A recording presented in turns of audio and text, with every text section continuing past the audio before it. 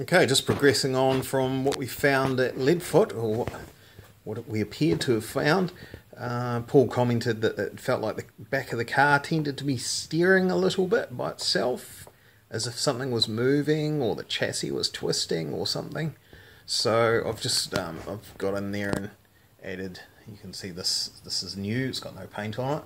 So we've now got that in double shear rather than single shear. That rod end does bolt straight onto the face of the bracket behind it, so there's should be absolutely minimal movement there anyway.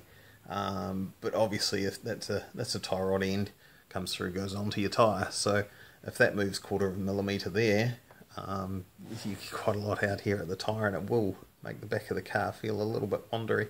Especially it's 2.45 metres wheelbase, which is not short like a lot of people seem to think. It's the same as a 911 Porsche and a short wheelbase 300ZX and a number of other cars that are quite popular. It's actually longer than those, but it certainly isn't a Holden Commodore or Ford Falcon or anything like that, you know. So a little bit of movement, it's a big response in the handling of the car. So that's taken care of, hopefully, and we'll get into some testing later on and just ensure that that's what was actually going on. It's been tested here in the shop, putting a long bar onto the end of the axle, which you can use an axle nut, take your little cap off the wheel there, screw your axle nut onto the end of the axle, some extensions onto the bar, and just twist, pull, and see what's going on. Put some real proper loads on, a lot more than what you can do with your hands, bare hands. So hopefully it's going to be better, and I'll show you what we've done up in the top. Okay, so we've got the passenger seat mounted in the car. I was able to make that work.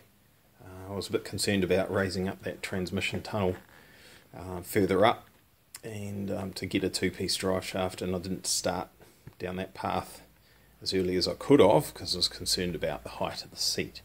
There's a legal requirement for the angle of the harness through that hole to that mounting point, so I didn't want to stuff things up and make the car unsafe and illegal for use. However, I've tilted the seat back on a little bit of an angle, and that still complies, so all good there.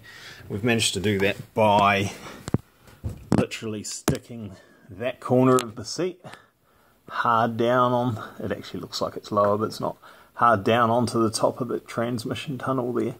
So that tunnel was being lifted up a hell of a long way from where I started originally. It's probably about 50 millimeters higher than what the original layout was, that just wasn't going to work anyway in the end. So under there, at least we've got some more room for our, put the light in there, that's better, our Link 350Z plug-in, G4 Extreme ECU, and obviously has quite easy access to all our relays and to check the wiring and everything. So I mean, that's one bonus that you get out of it, I guess. We'll look at enabling some of our motorsport functions that's available through that ECU, launch control and flat shifting, etc. We'll just work on getting the driveline 100% before we do that. There's certainly no point in doing flat shifting with a vibration in your main drive shaft. That's probably not the smartest thing to do, so we'll work on all those other things. Pretty sure we've got that right now. The drive shafts are in at ATL Balance and Driveline in Hamilton, so we should get those back on Monday, bang them in the car. We might actually be right this time. It's a pity it wasn't just in another week or two lead time before Leadfoot. We might have had the chance to get it all bang on before that. But that's how things work, you know, as always next season. So, all good. Alright guys, in case you haven't seen the other videos and you don't know what you're actually looking at, that's the little Nissan March, K12 March, sponsored by all these great guys, with the VQ35DE in the back of it, all nicely covered in dust at the moment, twin turbo, 11:1 compression. It's something like 450 kilowatts at the hubs, so It's easily 650 horsepower at the engine, depending on what your drivetrain losses are. So it's a little bit of a rocket, a little bit of work to go to get it all 100%, but we're on our way.